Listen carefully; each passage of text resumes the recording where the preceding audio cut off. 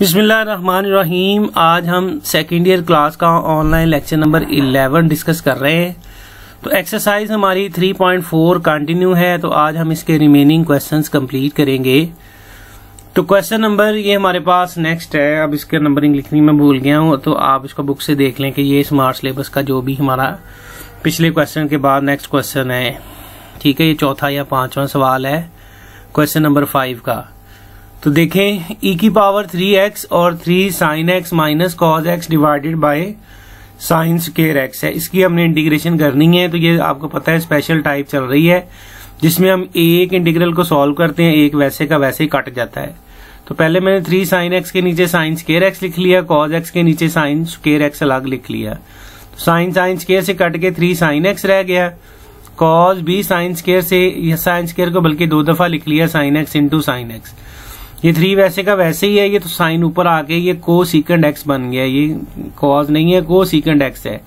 Minus इसी तरह से cos X over sine X cot X बन गया, और साइन एक्स भी ऊपर आके को सीकेंड एक्स बन गया। अब दोनों का इंटीग्रल मैंने अलग अलग लिख लिया। दो काम किए, एक तो e की पावर 3x को अंदर मल्टीप्लाई किया, तो e की पावर 3x 3 इंटू को सीकेंड एक्स dx के साथ अलग मल्टीप्लाई हो गया, और इंटीग्रल अलग लिख लिया। इसी तरह से e की पावर 3x कॉट एक्स और को सीकेंड एक्स के साथ अलग मल्टीप्लाई हो गया, और इसका भी इंटीग्रल अलग लिख लिया। अब इसमें से आपको पता है एक को हम इंटीग्रेट करते हैं, एक को छोड़ देते हैं। जिसका डेरिवेटिव हो उसे इंटीग्रेट करते हैं। जैसे यहां देखें ना, को सीकेंड एक्स का डेरिवेटिव माइनस को सीकेंड एक्स कॉट एक्स होता है। तो को सीकेंड का डेरिवेटिव पड़ा हुआ है, तो जिसका डेरिवेटिव जिस फंक्शन का डेरिवेटिव नजर आ रहा हो ना, उसे हम इंटीग्रेट करते हैं। तो ये को सीकेंड एक्स वाले को इंटीग्रेट कर लेते हैं, दूसरे को हम फिलहाल वैसे ही छोड़ देंगे। तो इस पर बाय पार्ट्स का फार्मूला लगा लिया। तो आपको पता है एक्सपोनेंशियल है और ये ट्रिग्नोमेट्रिक है। तो ट्रिग्नोमेट्रिक को पहला फंक्शन और e की पावर 3x को दूसरा फंक्शन मानेंगे। एक्सपोनेंशियल को तो पहला फंक्शन वैसे ही, दूसरे की इंटीग्रेशन e की पावर 3x की इंटीग्रेशन e की पावर 3x के डेरिवेटिव 3 से डिवाइड कर लिया। फिर माइनस इसी की दोबारा इंटीग्रेशन, साथ मल्टीप्लाई करेंगे कोसेकेंड x के डेरिवेटिव से। तो कोसेकेंड x का डेरिवेटिव माइनस कोसेकेंड एक्स और कॉट एक्स होता है।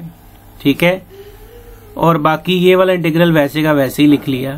अब इसको सिंप्लीफाई करें तो 3 को अंदर मल्टीप्लाई करेंगे, तो इसके साथ अलग इसके साथ अलग होगा, तो ये वाला 3 भी इससे कैंसिल हो जाएगा। जब इससे अलग मल्टीप्लाई होगा तो ये वाला 3 भी कैंसिल हो जाएगा। तो ये e की पावर x रह गया, और सिर्फ कोसेकेंड x रह गया, और ये e की पावर 3x को शुरू में लिख लिया। तो ये वाला माइनस और ये वाला बाहर वाला माइनस मिलेगा, जमा हो जाएगा। तो e की पावर 3x रह गया। ये वाला 3 इस बाहर वाले 3 से कट चुका है, तो कोसेकेंड x और कॉट x वैसे ही ये वाला माइनस मिलके जमा हो गया। तो ये बाकी वैसे का वैसे ही हमने e की पावर 3x कोसेकेंड x और कॉट x लिख लिया, और ये पहले से ही है। अब ये जमा का और ये माइनस का सेम इंटीग्रल आपस में कट गए, तो बाकी हमारे पास आंसर आ गया e की पावर ये 3x और cosecant x plus c constant of integration. तो ये क्वेश्चन का आंसर हो गया।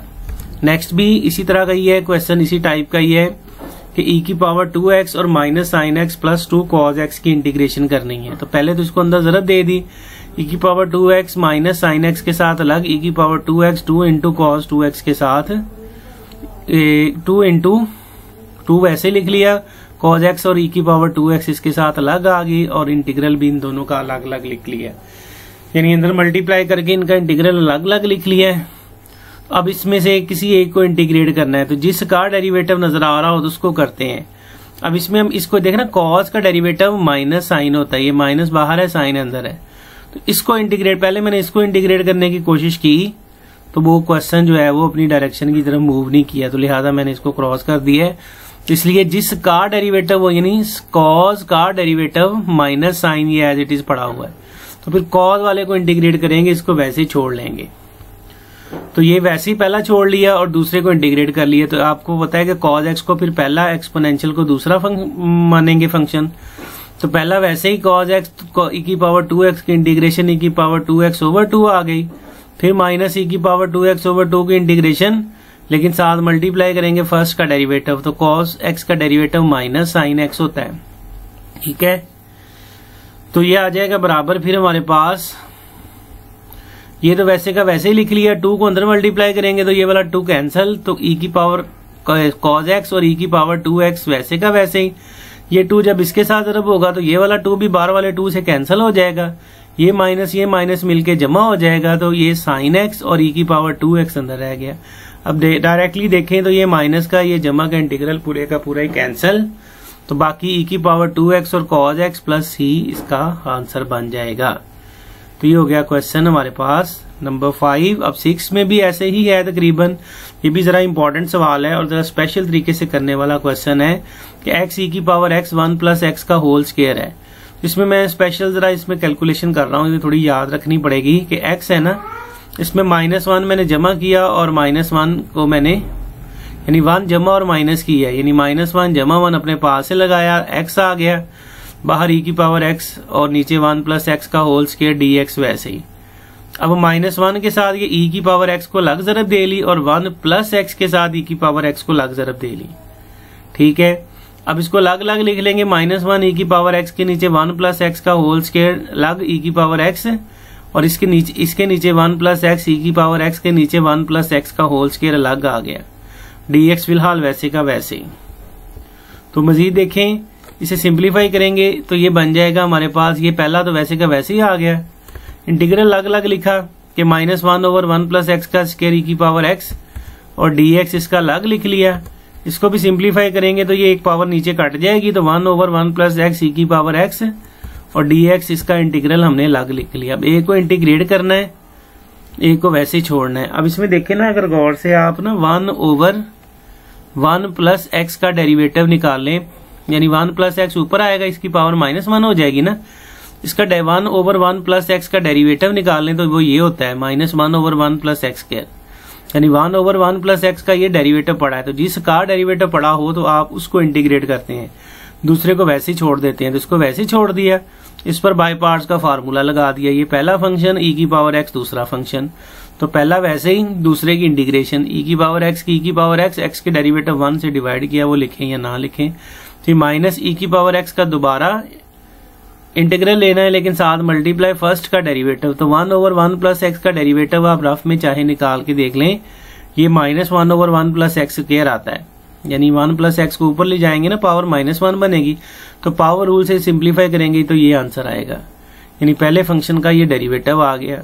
अब इसे सिंप्लीफाई करेंगे तो 1/1 ये तो वैसे ही लिख लिया, 1/1 प्लस x ई की पावर x वैसे ही, तो ये माइनस मिलके ठीक है ना जमा का हो जाएगा, या ऐसे भी देख लें तो ये जमा का -1/1 प्लस x का होल स्क्वायर ई की पावर x dx और ये सेम चीज माइनस में है, तो ये सारे का सारा इससे कट गया, तो बाकी रह गया हमारे पास 1/1 प्लस x ई की पावर x और प्लस c, इसका आंसर आ गया। तो 3.4 एक्सरसाइज स्मार्ट सिलेबस के अकॉर्डिंग यहाँ पे कंप्लीट होती है। जो सवाल उसने स्मार्ट सिलेबस में दिए हैं वो मैंने करवा दिए हैं, फिर भी अब आप बुक से एक दफा वेरीफाई कर लें, कोई क्वेश्चन रह ना गया हो या नजरों से गुजरा ना हो, तो अगर कोई रह गया है तो वो मुझे बता दीजिएगा, डायरेक्ट मैसेज कर लिया करें, क्योंकि वो बाकी सब्जेक्ट्स के स्टूडेंट्स ज्यादा हैं, मैथ के कम है, तो इतनी ज्यादा डिस्कशन में ना बाज़-औक़ात ना पता ही नहीं चलता मैथ का क्वेश्चन किसने पूछा है। तो इसके लिए बेस्ट वे ये है कि मैथ का अगर आपने क्वेश्चन कोई पूछना है ना तो मुझे डायरेक्ट मैसेज कर लिया करें, ताकि मैं मुझे पता हो जब भी मैं देखूं तो वो मुझे कहीं ना कहीं नजर आ जाए। वैसे रूटीन की डिस्कशन में ना अक्सर मैथ का क्वेश्चन स्किप हो जाता है, तो इसमें फिर कोई क्वेश्चन अगर रह जाए तो मुझे बता दीजिएगा, मैं वो भी करवा दूंगा। ठीक है, तो नेक्स्ट टॉपिक हमारा है इंटीग्रेशन बाय पार्शियल फ्रैक्शन। तो पार्शियल फ्रैक्शन आपने पढ़ा हुआ है, तो बाज़-औक़ात हम इंटीग्रेशन में भी पार्शियल फ्रैक्शन का सहारा लेते हैं, जिससे इंटीग्रेशन का क्वेश्चन काफी ज्यादा आसान हो जाता है। इसमें देखें वही पार्शियल फ्रैक्शन ही मेन टेक्निक है। तो इंटीग्रेशन हमने करनी है 3x plus 1/x square minus x minus 6 की। अब देखें ना, पहले तो हमारी यही कोशिश होती है कि जब भी बटे में सवाल आए ना फ्रैक्शनल फॉर्म में, इसी तरह नीचे वाले का ऊपर डेरिवेटिव बन जाए या पावर रूल बन जाए। तो देखें दोनों सिचुएशंस नहीं बन रही, ना तो नीचे वाले का ऊपर डेरिवेटिव बन रहा है, ना पावर रूल की सिचुएशन बन सकती है। तो फिर तीसरा हमारे पास जो ऑप्शन होता है वो यही होता है कि हम किसी तरह इसको सब्स्टिट्यूशन या पार्शियल फ्रैक्शन में लेके जाएं। तो सब्स्टिट्यूशन तो हमारा आखिरी ऑप्शन होता है, आपको पता है कि सब्स्टिट्यूशन से क्वेश्चन काफी ज्यादा लेंथी हो जाता है। तो दूसरा ऑप्शन फिर हमारे पास होता है पार्शियल फ्रैक्शन का। तो हमारी कोशिश होती है कि क्वेश्चन पार्शियल फ्रैक्शन से सॉल्व हो जाए। तो फिर पार्शियल फ्रैक्शन कैसे करते हैं वो आपको पता है कि अगर फैक्टर बन जाए नीचे वाले के तो फिर वो पार्शियल फ्रैक्शन का क्वेश्चन हो जाता है। जैसे x square minus x minus 6 है ना, इसके ये साइड पे मैंने फैक्टर बनाए हैं, x square minus x minus 6 है, उसी तरह से ये माइनस एक्स माइनस 3 और एक्स प्लस 2 इसके फैक्टर बन गए हैं। तो x square minus x minus 6 की जगह मैंने उसके फैक्टर लिख लिए।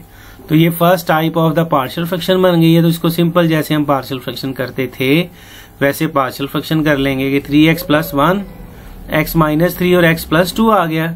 तो पहला फैक्टर एक्स माइनस 3 इसके ऊपर ए, दूसरा एक्स प्लस 2 इसके ऊपर बी आ गया। तो मल्टीप्लाई कर दें by the denominator of left hand side, x minus 3 x plus 2 से मल्टीप्लाई किया तो इधर एक्स 3 एक्स प्लस 1 रह गया। ए ओवर एक्स माइनस 3 को जब इससे जरब दी तो एक्स माइनस 3 कैंसिल, ए के साथ ये एक्स प्लस 2 रह गया। जब बी ओवर एक्स प्लस 2 को जब इससे जरब दी तो एक्स प्लस 2 कैंसिल, बी के साथ एक्स माइनस 3 रह गया। तो आपको पता है इसे हम इक्वेशन नंबर 1 कहते हैं। दोबारा लिख के इक्वेशन 1 कह दिया।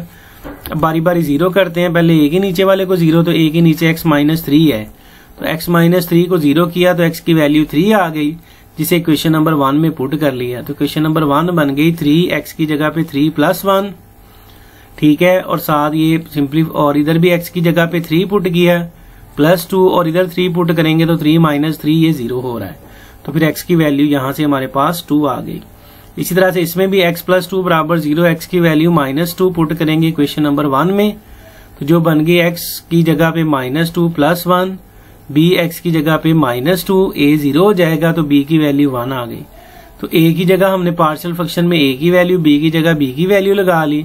अब इसकी दोनों तरफ इंटीग्रेशन कर लें। जब पार्शियल फ्रैक्शन कर ली उसके बाद दोनों तरफ इसकी इंटीग्रेशन की तो इसकी इंटीग्रल लैदा, इसका इंटीग्रल लैदा, इसका इंटीग्रल लैदा। तो 2 को बाहर लिख के 1 ओवर एक्स माइनस 3 dx जमा ये 1 ओवर एक्स प्लस 2 dx आ गया। अब सब में ही तकरीबन लॉग वाला रूल बनेगा इंटीग्रेशन बाय पार्शियल फ्रैक्शन के क्वेश्चंस में।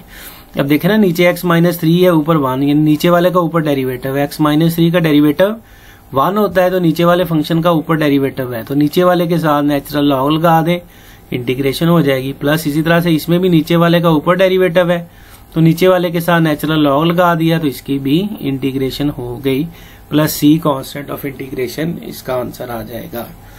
तो बाकी अब इसके क्वेश्चंस मैक्सिमम आप खुद कर सकते हैं। सिंपल पार्शियल फ्रैक्शन है। पार्शियल फ्रैक्शन जब आप कर लेंगे तो बाद में 2 लाइनों का सवाल रह जाएगा। तो स्मार्ट सिलेबस के अकॉर्डिंग इसमें क्वेश्चन नंबर 2, 4, 5, 6, 7 और 11 ये वो क्वेश्चन है जो बड़ी आसानी से आप कर सकते हैं। सिंपल पार्शियल फ्रैक्शन है, कोई ऐसी इसमें बात नहीं है कि जो आपको आसान परेशान करे या क्वेश्चन आपसे ना हो। तो ट्राई करें कि ये वाले क्वेश्चन कम से कम आज आपसे हो जाएं। इसके अलावा जो फिर बाकी रह गए स्मार्ट सिलेबस के अकॉर्डिंग वो मैं आपसे नेक्स्ट लेक्चर में डिस्कस कर लूंगा। तो ये वाले क्वेश्चन लाजमी आप करें।